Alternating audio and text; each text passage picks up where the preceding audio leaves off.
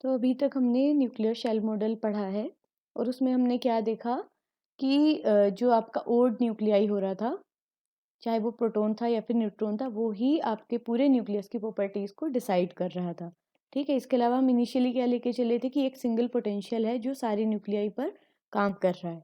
ठीक है, ये हम न्यूक्लियर शेल मॉडल में लेकर चले थे और हमने क्या देखा कि न्यूक्लियर शेल मॉडल की हेल्प से जो हमारे मैजिक नंबर न्यूक्लियाई हैं उनको ये कंप्लीटली एक्सप्लेन कर रहा है। ठीक है, ये सब हमने न्यूक्लियर शेल मॉडल में देखा। अब कुछ इसकी लिमिटेशंस भी हैं। ठीक है, तो वो लिमिटेशंस उन न्यूक्लियाई के लिए हैं जो मैजिक नंबर न्यूक्लियाई से दूर एग्जिस्ट करते हैं। ठीक है, तो वो लिमिटेशंस क्या क्या हैं?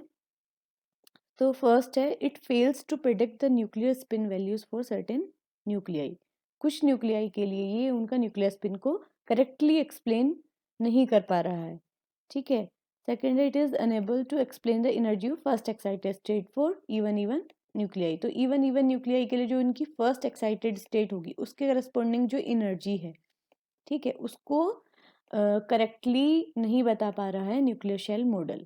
ठीक है, और थर्ड है, magnetic moment values of some nuclei are not in good agreement with the observe values.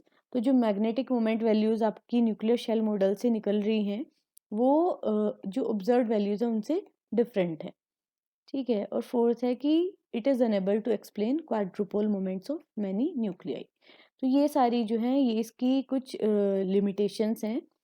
ठीक है, अब इसका जो एक्सप्लेनेशन है वो कुछ लोगों ने क्या बोला कि ऐसा हो सकता है कि जैसे जो आपका ये न्यूक्लियर शेल मॉडल है इसे सिंगल पार्टिकल मॉडल भी बोल रहे थे, क्योंकि इसमें जो सिंगल पार्टिकल आपका बच रहा था वही प्रॉपर्टीज डिसाइड कर रहा था।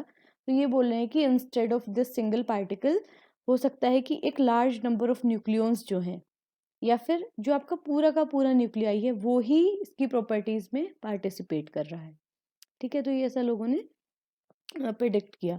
तो इस मॉडल को जिसमें आप ये मान के चलोगे कि ना सिर्फ एक सिंगल या फिर टू न्यूक्लियॉन्स जो हैं वो प्रॉपर्टीज डिसाइड कर रहे हैं, बट आपका जो होल न्यूक्लियाई है वो पार्टिसिपेट कर रहा है, उसे हम बोलते हैं कलेक्टिव मॉडल।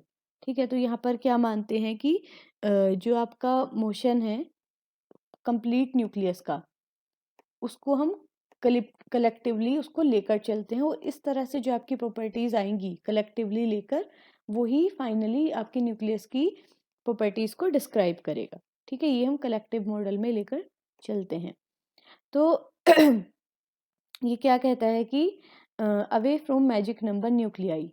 ठीक है, मैजिक नंबर न्यूक्लियाई का आपको पता है कि हमने पहले भी पढ़ा था कि उनकी जो शेप है वो स्फेरिकल होती है, वो परफेक्टली स्फेयर होते हैं, मतलब नियरली स्फेयर होते हैं जो आपके मैजिक नंबर न्यूक्लियाई हैं। ठीक है, और इसीलिए ही जो आपका न्यूक्लियर शेल मॉडल है वो इनको परफेक्टली एक्सप्लेन कर पा रहा है, क्योंकि हम वहाँ पर जो पोटेंशियल लेकर चले थे वो स्फेरिकली सिमेट्रिक था। ठीक है, तो ये क्या बोल रहे हैं कि जब आप ऐसे न्यूक्लियाई की तरफ जा रहे हैं जो मैजिक नंबर न्यूक्लियाई से दूर हैं, तो वहाँ पर क्या होता है, जो आपका न्यूक्लियस है वो डिफॉर्म होने लगता है। तो इस वजह से इसकी जो शेप है वो स्फेरिकल नहीं रह जाती, बल्कि जो इसका सरफेस है वो क्या करता है, डिफॉर्म हो जाता है। ठीक है, तो ये परफेक्टली स्फेयर नहीं रह जाता और इसीलिए इस केस में क्या है, जो आपका पोटेंशियल है वो भी स्फेरिकली सिमेट्रिक नहीं होगा।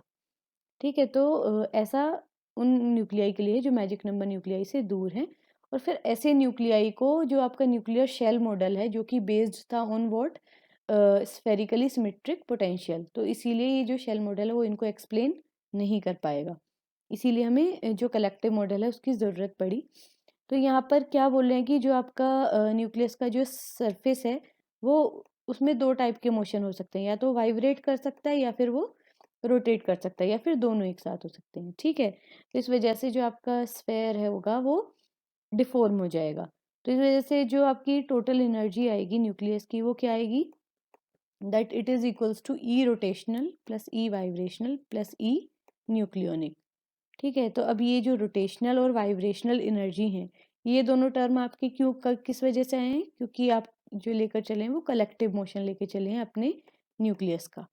ठीक है, और जो आपका थर्ड टर्म है that is nucleonic energy, it is due to the motion of the loose nucleons, मतलब जो आपके ओल्ड न्यूक्लियॉन्स बच जा रहे थे उनकी वजह से जो एनर्जी आ रही है वो आपकी क्या है, न्यूक्लियोनिक एनर्जी। ठीक है? तो ये आपका जो है कलेक्टिव मॉडल है। तो इस तरह से हमने क्या पढ़ा, सबसे पहले हमने पढ़ा था लिक्विड ड्रॉप मॉडल, ठीक है? और उसके बाद हमने पढ़ा शेल मॉडल और अभी हमने क्या पढ़ा है, कलेक्टिव मॉडल।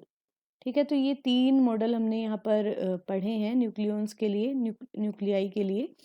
इस तरह से जो आपकी ये यूनिट है, इसके लगभग सारे ही टॉपिक्स कवर हो गए हैं और अब हम नेक्स्ट यूनिट पढ़ेंगे नेक्स्ट लेक्चर में।